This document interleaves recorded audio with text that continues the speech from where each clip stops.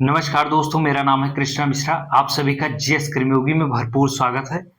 भारत के सबसे चर्चित चर्चित मुद्दे पे बात करते हैं हम। आज सबसे चर्चित मुद्दा जो इस समय चल रहा है, सबसे ज्यादा सोशल मीडिया पर ट्रेंड कर रहा, तो वो कर रहा है ग्रेट निकोबार।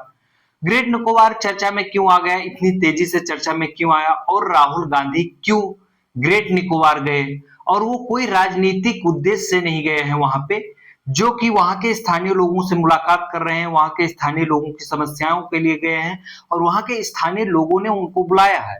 इसके लिए क्यों बुलाया है? क्योंकि वहां पे कुछ कार्य हुआ होगा ऐसा, जिसके वजह से वहां भी सरकार, सत्ता पक्ष सरकार नहीं सुनी होगी, या सत्ता पक्ष सरकार क्या कार्य कर रही है, जिसकी वजह से वहां के स्थानीय लोग विरोध कर रहे हैं। तो वहां पे एक holistic project, great Nicobar holistic development project केंद्र सरकार डेवलप करने की बात की थी।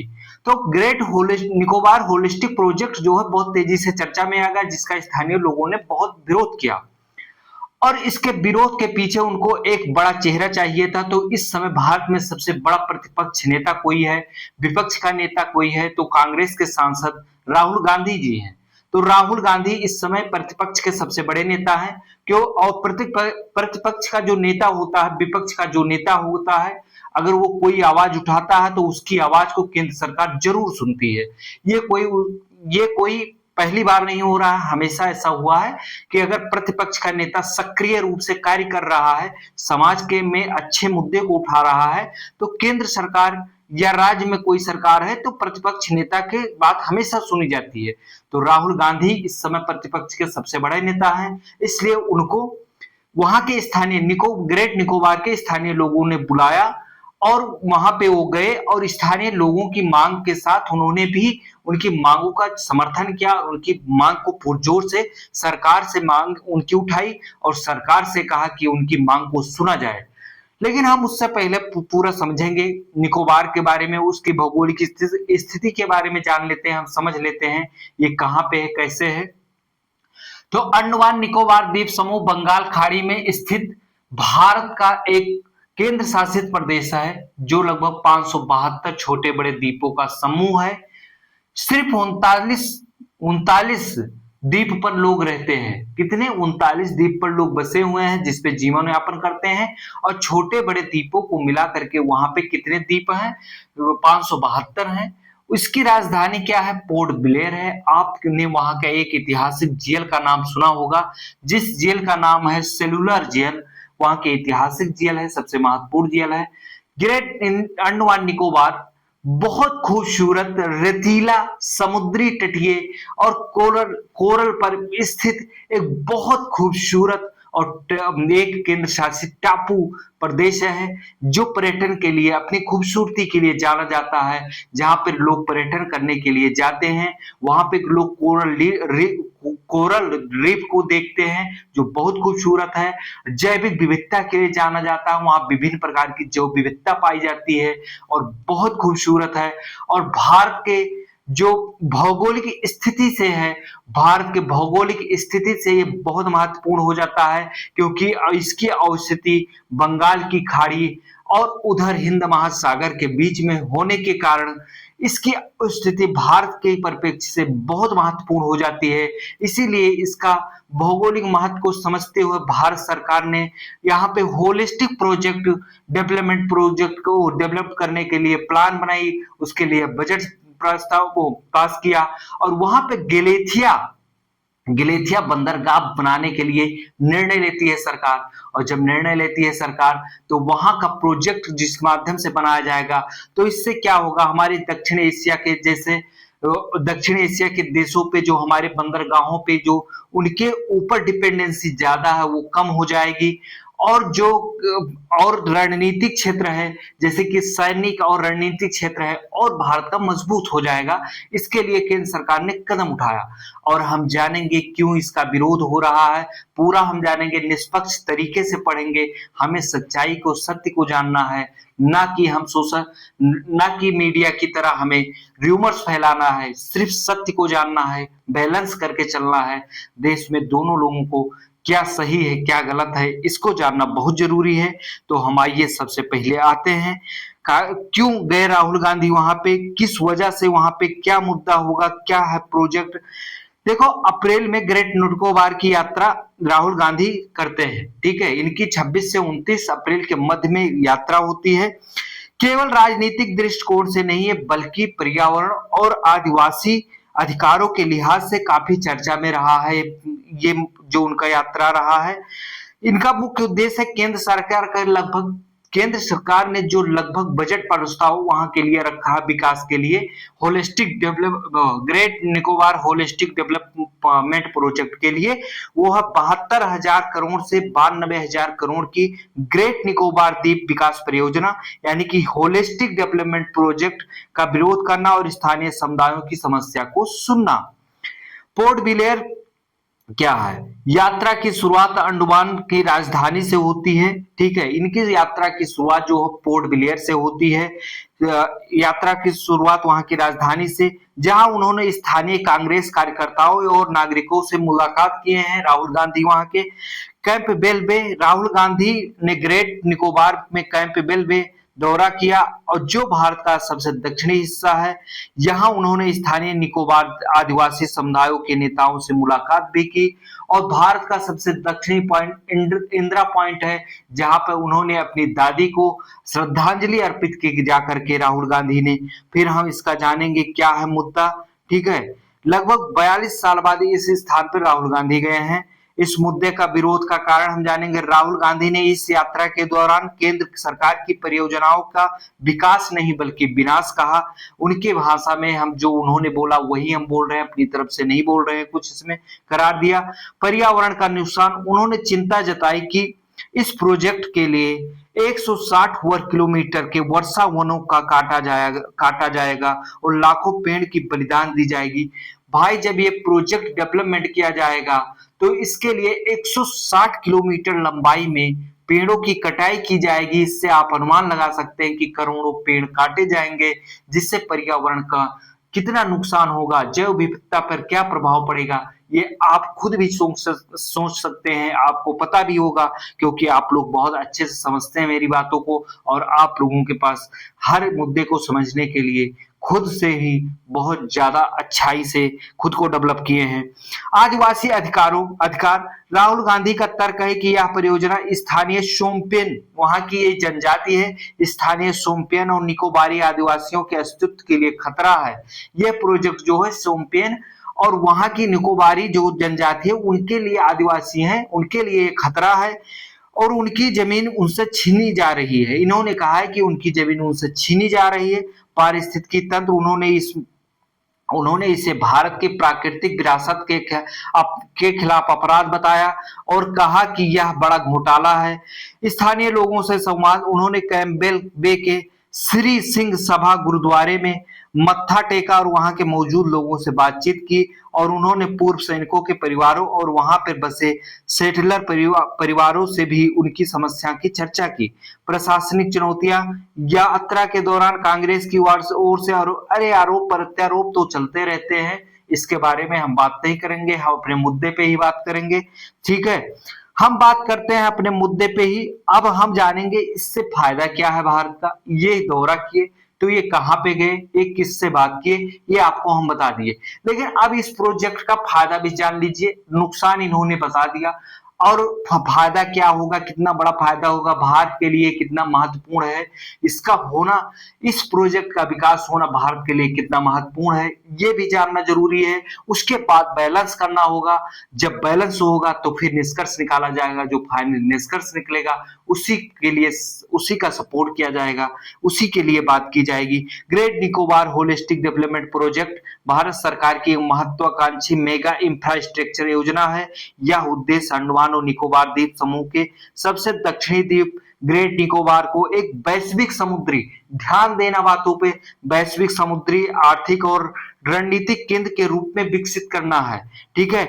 यहाँ पे क्या हो रही है, वैश्विक समुद्री, आर्थिक और रणनीतिक तौर पर विकसित करना है, जिसकी बात हमने शुरू में ही कर दी।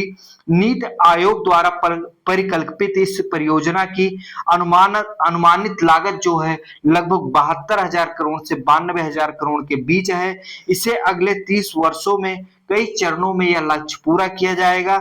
परियोजना की 4 मुख्य घटक हैं, हम जानेंगे। यह प्रोजेक्ट लगभग 166 वर्ग किलोमीटर में फैला हुआ है। इसके 4 मुख्य स्तंभ हैं, हम चारों इस मुख्य स्तंभ को जानेंगे। इन्होंने बताया 160 किलोमीटर लंबाई में लगभग पेड़ काटे जाएंगे। इन्होंने तर्क दिया था, किसने? राहुल गांधी ने, स्थानीय लोगों से मिलने के बाद। लेकिन ये कह रहे हैं हमारी जो ये लंबाई रहेगी इसकी 166 किलोमीटर रहेगी, और इसका जो अनुमानित नीति आयोग ने परिकल्पित जो आंकड़ा दिया है बजट का, वो 72,000 करोड़ से 92,000 करोड़ दिया है। और इसका जो फायदा है हम उसको जानेंगे, फिर नुकसान को जानेंगे, क्या फायदा है क्या नुकसान है। सरकार अगर कोई कार्य कर रही, किसी की भी सरकार हो, तो उसके बदले कुछ ना कुछ कार्य वहां पे नुकसान तो होता ही है। इसके लिए हम बात करते हैं।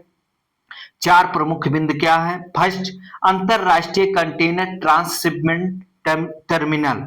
क्या है? पहला, अंतरराष्ट्रीय कंटेनर ट्रांसशिपमेंट टर्मिनल, आईसीटीटी। गैलेथिया खाड़ी में एक गहरा बंदरगाह बनाया जाएगा। भारत में गैलेथिया खाड़ी का एक गहरा बंदरगाह बनाया जाएगा।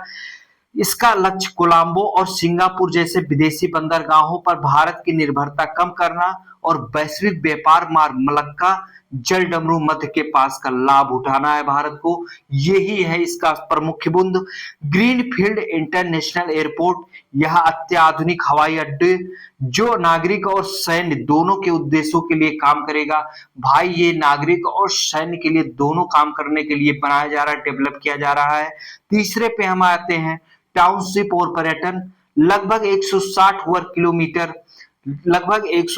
वर्ग किलोमीटर की एक आधुनिक शहर ग्रीनफील्ड सिटी बसाया जाएगा, जिससे आवासीय क्षेत्रों के साथ साथ इको टूरिज्म को भी बढ़ावा दिया जाएगा। फिर हम पॉइंट नंबर 4 पे पहुंचते हैं, पावर प्लांट। परियोजना की ऊर्जा जरूरतों को पूरा करने के लिए 450 मेगावाट क्षमता का गैस और सौर आधारित हाइब्रिड पावर प्लांट स्थापित किया जाएगा। फिर हम जानते हैं, 4 प्रमुख बिंदु जान गए। आपको पता ही होगा कितना महत्व है। जब गहरा सागर होता है, जैसे गैलेथिया सागर गहरा सागर बनाया जाता है, तो वहां बड़े बड़े ट्रांसशिपमेंट को लाने में आसानी होती है। वहां पे माल ढुलाई और माल का आयात निर्यात अच्छे से होता है। गहरे पानी में बड़े बड़े जो ट्रांसशिप होते हैं, वो बड़े बड़े शिप होते हैं, वो गहरे ही पानी में चल पाते हैं, छिछले पानी में नहीं चल पाते हैं। तो भारत ने इसका महत्व देखा कि गैलेथिया की खाड़ी में हमें आसानी से गहरा सागर मिल जाएगा, और वहां पे स्थल और सागर, स्थल से जहां सागर खत्म होता है, उस स्थल का जहां सागर से खत्म होता है वहां पे गहरा है सागर, और वहां से एक लंबा और बहुत बड़ा तैयार कर देंगे हम, जो बंदरगाह तैयार कर रहे हैं, और उससे बहुत आधुनिक तरीके से भारत को और नव निर्माण की तरफ भेजेंगे। इनका यही उद्देश्य था। लेकिन जो नुकसान हुआ है उसकी भी बात तो होगी ही। रणनीतिक और आर्थिक महत्व को हम समझ लेते हैं।